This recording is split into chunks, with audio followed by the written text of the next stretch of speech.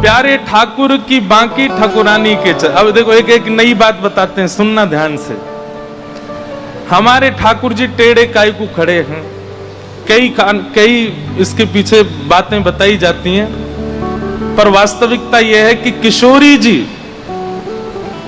ललिता जी ठाकुर जी के किसी अंग को देखती हैं, विशाखा जी किसी अंग को देखती हैं, सब सखियों के कोई नेत्रों पे अटकी है, कोई नासिका पे अटकी है, कोई कानन पे अटकी है, कोई लटान पे अटकी है, कोई हाथन पे अटकी है, कोई चरणन में अटकी है। पर हमारी किशोरी जी जब जब ठाकुर जी के समीप आती हैं, उनकी दृष्टि यहीं पड़ती है, कमर पे। किशोरी जी ठाकुर जी की कमर ही देखती हैं। क्यों? ऐसे बिल्कुल राधा रमन जी जब उष्ण काल में, हमारे राधा वल्लभ जी राधा रमन जी जब कम कम वस्त्र पहनते हैं, उनकी कमर देखो कैसे बिल्कुल 8 बार भोजन करते हैं फिर भी पेट नहीं निकला इतना सा भी। ऐसे बिल्कुल महाराज ऐसी कमर है ठाकुर जी की। तो ये टेढ़े कमर से टेढ़े कैसे भय? किशोरी जी जब देखो वहीं देखती है, जब जब ठाकुर जी के सामने आती हैं, सर्वांगीण अंग का दर्शन सब लोग करते हैं, किशोरी जी भी करती हैं, पर किशोरी जी के नेत्र रुक जाते हैं कमर पे। अब इसके पीछे लीलात्मक भाव तो बहुत सारे हैं, लीला के भाव तो बहुत सारे हैं, लेकिन वास्तविक भाव क्या है?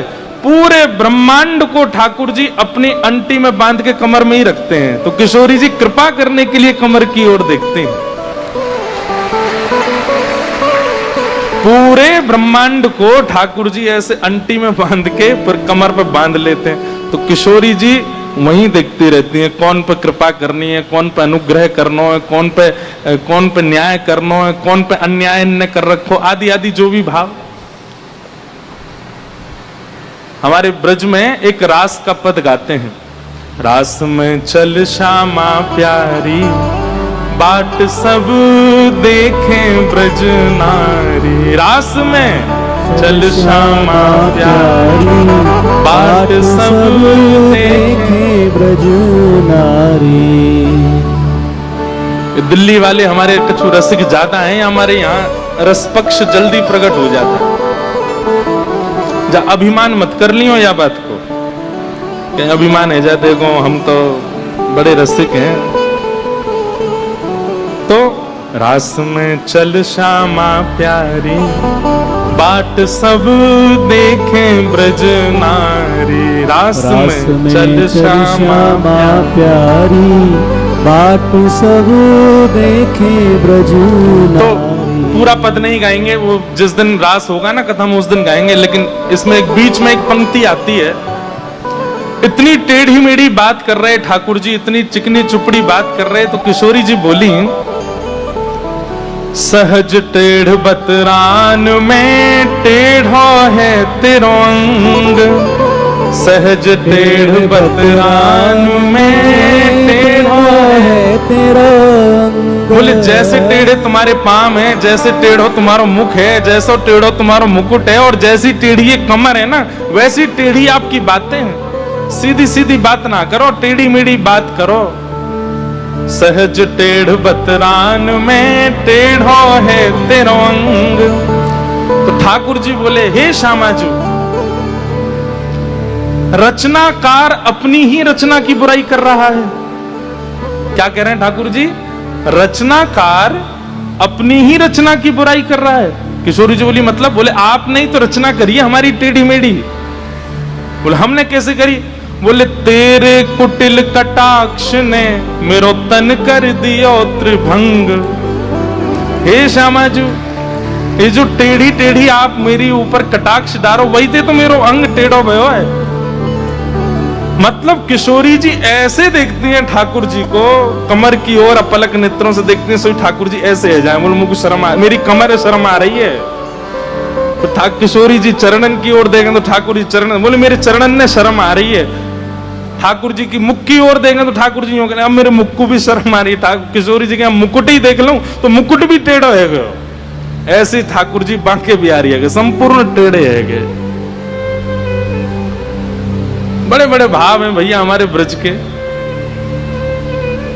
तेरे कुटिल कटाक्ष ने मेरो तन कर दियो त्रिभंग, बंक मुरली की बलिहारी, चलो पिया नटवर गिरधारी, पंख मुरली की बलिहारी, चलो पिया नटवर। इसलिए जिनका भी ये पत्र है, आपसे हमारी प्रार्थना है, कम से कम भैया लोग नारायण शिव में भेद मानने लग गए, लोग राम कृष्ण में भेद मानने लग गए, आप किशोरी जी और ठाकुर जी में ही भेद मानने हो, ये गलत है।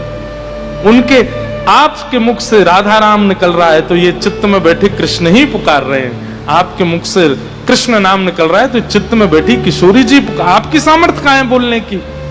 इसलिए इन दोनों युगल में ये भेद मत रखो। किसी ने कहा क्या संत कृपा और गुरु कृपा दोनों भगवत दर्शन के लिए जरूरी हैं? ये जरूरी शब्द हटा दीजिए, अब बोलिए संत कृपा और गुरु कृपा भगवत दर्शन के लिए हैं। जरूरी, ये आपने प्रश्न क्यों किया कि जरूरी हैं? जब तक संत, कल ही हमने कथा में कहा था, चाहे जितने साधन कर लीजिए, चाहे जितने जप तप नियम कर लीजिए, लेकिन यदि गुरु प्रसन्न नहीं है, कोई वैष्णव प्रसन्न नहीं है, कोई रसिक आपके भाव से प्रसन्न नहीं है, तो ठाकुर जी मिलेंगे नहीं, भगवत दर्शन होगा नहीं। कहां तक कहें, श्री भक्तमाल जी में नाभाजी बार बार एक ही बात कहते हैं, क्या भूल करके भी किसी भक्त का, किसी रसिक का, किसी वैष्णव का अपराध मत करना। क्यों? चाहे आप जितने पवित्र हो, चाहे आपका साधन जितना अच्छा हो, चाहे ठाकुर जी आपसे जितने रीझे हों, लेकिन किसी संत भक्त वैष्णव का यदि आपने अपराध कर दिया तो मिलके ठाकुर जी बिछुड़ जाएंगे। कितनी बार ऐसा मैं कथा में कहता हूं कि कई लोगों की भक्ति में फ्लक्चुएशन आता है। कैसा फ्लक्चुएशन आता है? आज भक्ति बढ़ी, फिर घट गई। सामने जितने भी लोग बैठे हैं उनसे हमारी प्रार्थना बिल्कुल ना तो बोले ना चले फिर बैठे रहें। क्या बता रहा था मैं? हाँ, फ्लक्चुएशन। ये जो उतार चढ़ाव जीवन में आते हैं ना, कई बार भक्ति में बड़ी गिरावट आने लग जाती है। जिन महापुरुष को आप रोज सुनते हैं, कई बार सुनते सुनते उन्हीं में ही दोष दिखने लग जाता है। जिन ठाकुर जी का आप नित्य दर्शन करते हैं, कभी कभी दर्शन करते करते करते करते करते करते उनमें भी दोष का भाव आने लगता है। जिस धाम में जाते ही नेत्रों से अश्रुपात होने लगता था, उस धाम में बार बार आने के बाद में वो भाव नष्ट हो जाता है। ये भक्ति में जो गिरावट आती है ना, इसका मूल कारण केवल यही है कि आप किसी वैष्णव का अपराध करे बैठे हो। और एक बात हमारी बहुत ध्यान से सुनिएगा, इस संसार में कोई भी ऐसा नहीं है, चाहे वो मैं हूं चाहे आप हैं, हमसे बनता ही है। एक वैष्णव अपराध तो हम लोग रोज करते ही हैं, हमसे होता है। और ठाकुर जी की दूरी का एकमात्र कारण है वैष्णव अपराध।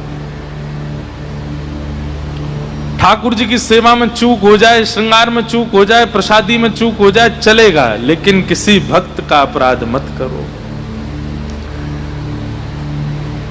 जो परमात्मा इतने कोमल हैं कि लक्ष्मी जब चरण दबाती है तो ठाकुर जी कहते हैं मोकू दर्द है रो, ने हाथ ऊपर कर लो। जिन किशोरी जी के हाथ कमल से भी ज्यादा कोमल हैं, कमल सबसे कोमल होता है, उससे भी ज्यादा कोमल हैं श्री लक्ष्मी जी के हाथ, और वे जब ठाकुर जी के चरण दबाती हैं तो ठाकुर जी कहते हैं दर्द हो रहा है, थोड़ा धीमे दबाओ। लक्ष्मी जी कहती है मेरे हाथ, जिनके आगे कमलों को भी शर्म आ जाती है, कमल भी मुरझा जाते हैं कि भाई लक्ष्मी जी के हाथ तो हमसे भी ज्यादा कोमल हैं, वो जब ठाकुर जी के चरणों पर रखे जाते हैं तो ठाकुर जी कहते हैं दर्द हो रहा है, धीरे दबाओ। तो ठाकुर जी ऐसा कहते हैं, वर्णन करते हैं कि किशोरी जी मतलब लक्ष्मी जी अपनी छाया से हाथ चरण दबाती हैं ठाकुर जी के, तब ठाकुर जी कहते हैं हाँ अब ठीक है। तो लक्ष्मी जी कहती है कितने कोमल हैं, कितने नाजुक हैं, ये विश्व का कल्याण कैसे करते होंगे, ये विश्व का पालन कैसे करते होंगे। लेकिन वही कमल नयन, कमल चरण, कमल हस्त, कमल मुख, सर्वांगीण अंग जिनका कमल जैसा है, वे ही जब अपने भक्त पर अपराध देखते हैं तो नृसिंह बन करके आ जाते हैं, जिनके रूप को देख करके देवी देवता भी थर थर कांप रहे हैं। क्यों? क्योंकि एक भक्त का अपराध हुआ, एक भक्त का अपमान किया जा रहा है। इतना विकराल स्वरूप ठाकुर जी ने धारण। कल हम लोग जब देख रहे थे पिक्चर, तो बार बार मेरे मन में भाव आवे, क्योंकि हम भी ऐसे करते हैं। हमारो लाला गिरधर लाल जी, मैं लाल जी तुम तो बड़े सीधे हो, तुम तो बड़े भोले हो, तुम तो बड़े नाजुक से हो। कहीं भी सेवा होती है, हमारे यहाँ सेवा में नियम है, जितने भी लोग ठाकुर जी की सेवा करें ध्यान से सुनना, सेवा में ठाकुर जी को अंगूठा लगाना मना है।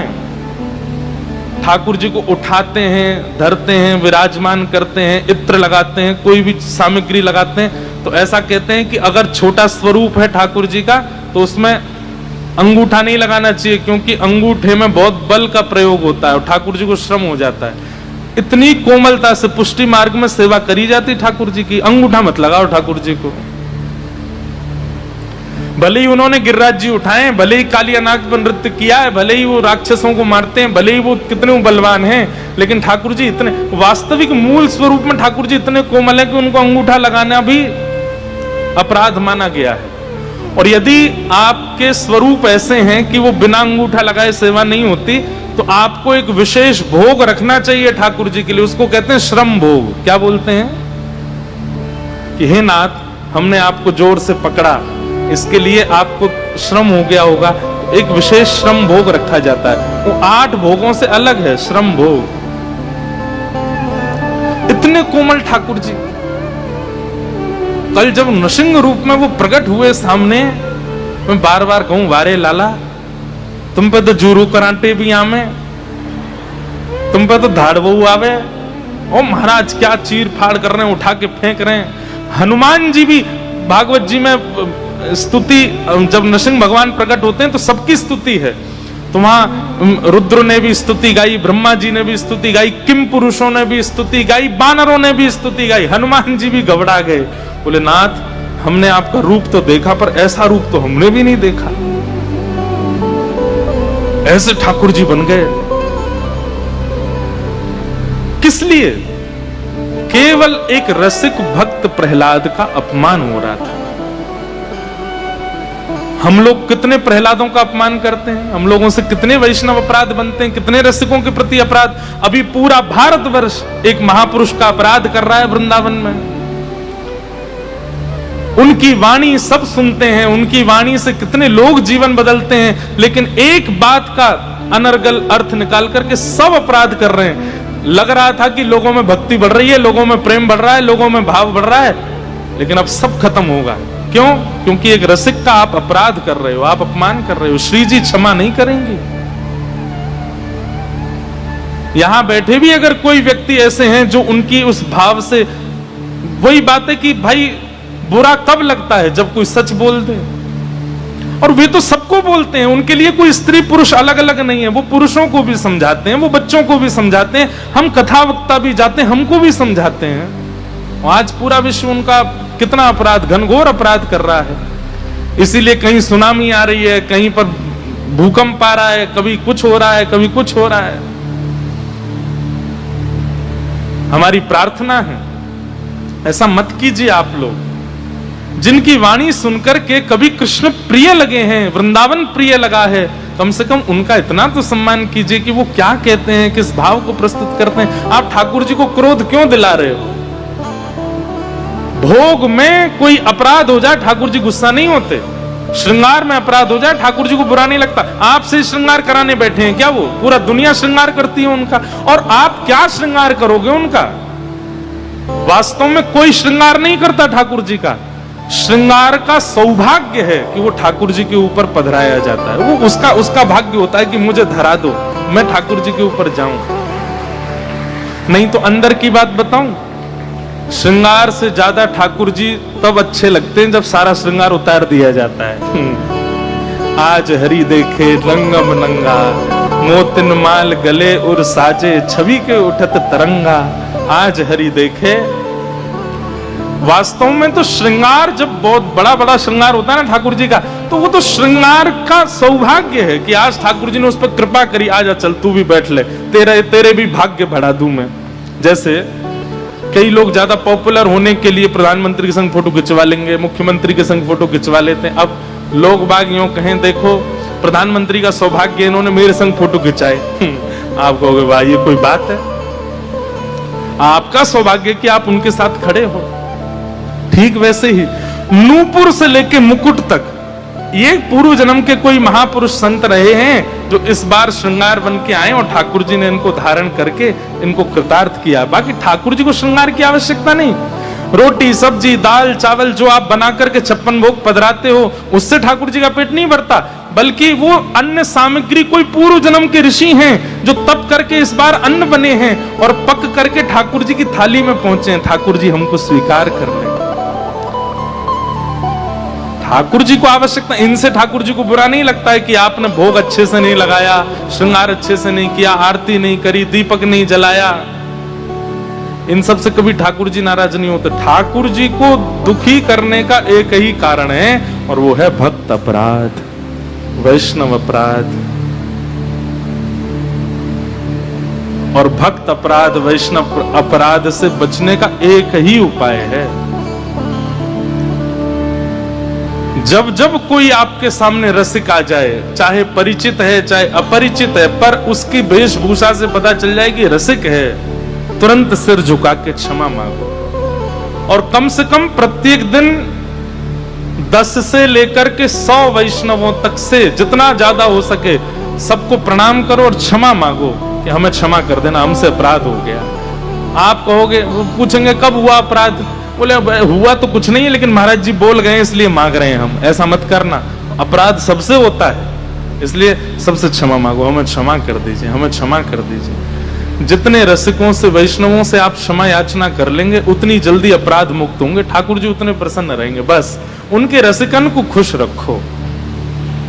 तो आप जो ये कह रहे हैं कि क्या संत और गुरु कृपा भगवत दर्शन के लिए जरूरी है, ये प्रश्न नहीं है, ये उत्तर है। संत दर्शन गुरु दर्शन से ही भगवत दर्शन होगा, नहीं तो भगवत दर्शन नहीं होगा कभी भी। इसलिए इस बात को ध्यान लीजिए। आपने एक बार कथा में कहा था कि आप भक्ति पथ पर चलोगे तो संसार छूटेगा। तो क्या कथा श्रवण से और भक्ति पथ की आदि आदि भावों में जीवन में आने से संसार में टूटे हुए रिश्तों में मधुरता आएगी, ऐसा सोचना गलत है? मतलब मैं समझ गया बात। आप ये कहना चाह रहे हैं कि कथा सुन करके भक्ति पथ पर चल के भजन करके अपने जो संसारी संबंध हैं वो अच्छे हो जाएं, ये भावना रखना सही है कि गलत है? सूरदास जी कहते हैं, जैसे राखो तैसे रहूं, जैसे राखो तैसे। प्रार्थना प्रहलाद जी ने भी की है ठाकुर जी से कि ठाकुर जी मेरे पिताजी का स्वभाव बदल दीजिए। पर प्रहलाद जी ने अपने स्वार्थ के लिए नहीं किया कि मेरे पिताजी को इसलिए बदल दीजिए क्योंकि वो मेरे पिता हैं तो मैं और वो खुश रह सकें, इसलिए नहीं। उनका स्वभाव इसलिए मधुर कर दीजिए ताकि मैं अकेला भजन ना करूं, पिताजी भी मेरे साथ भजन करें। मीराबाई ने कभी भी अपने ससुराल पक्षियों की कभी शिकायत नहीं की ठाकुर जी से, बल्कि गिरधर गोपाल जी से प्रार्थना की मेरी ननद के मेरे देवर का स्वभाव मधुर कर दीजिए ताकि ये भी आपकी भक्ति कर सकें। अपने स्वार्थ के लिए आप ठाकुर जी से नहीं मांग सकते कि इनका व्यवहार अच्छा कर दो ताकि मेरे से अच्छे रहें। घर का प्राणी कहा ना माने, मन मन खुशी मनाऊं। घर का प्राणी कहा ना माने, मन मन खुशी मनाऊं। भैया भक्ति में ये तो वरदान है कि लोग आपसे छूट रहे हैं, लोग आपसे विमुख हो रहे हैं, लोग आपको ब्लॉक कर करके जा रहे हैं। क्यों? आप रोज कथा की लिंक भेज देते हो उनको, ले कथा सुन, ले कथा सुन। आज महाराज जी क्या बोले, 2-4 दिन बाद दिखा उसकी डीपी दिखाई नहीं दे रही है, क्या हो गया? ब्लॉक कर दिया। उस दिन नाच लेना, जय हो श्री जी, जय हो मेरी कृपा में राधा रानी, आपने बड़ी कृपा करी, एक बार और कम किया जीवन से, एक व्यक्ति को दूर किया। अरे संसार के लोग मुझसे रूठे ना, मुझसे दूर जाए ना, इसके लिए किशोरी जी से प्रार्थना नहीं करनी, इसके लिए कथा नहीं कर सुननी, इसके लिए भक्ति पथ पर नहीं चलना है। किसी के स्वभाव में भक्ति आए इसके लिए प्रार्थना आप कर सकते हो, लेकिन वो व्यक्ति मुझसे अच्छा रहे इसके लिए प्रार्थना नहीं कर सकते आप। हाँ, ये बात हो सकती है कि हमारे पति का स्वभाव अच्छा हो जाए ताकि वो मुझे कथा में जाने से रोके ना, ये बात हो सकती है। मतलब कहीं ना कहीं केंद्र में भक्ति हो तो आप मांग सकते हो किसी की मधुरता का भाव, लेकिन वो आपके लिए अच्छा हो जाए ऐसा, इसके लिए तो भक्ति फिर स्वार्थ की हो जाएगी।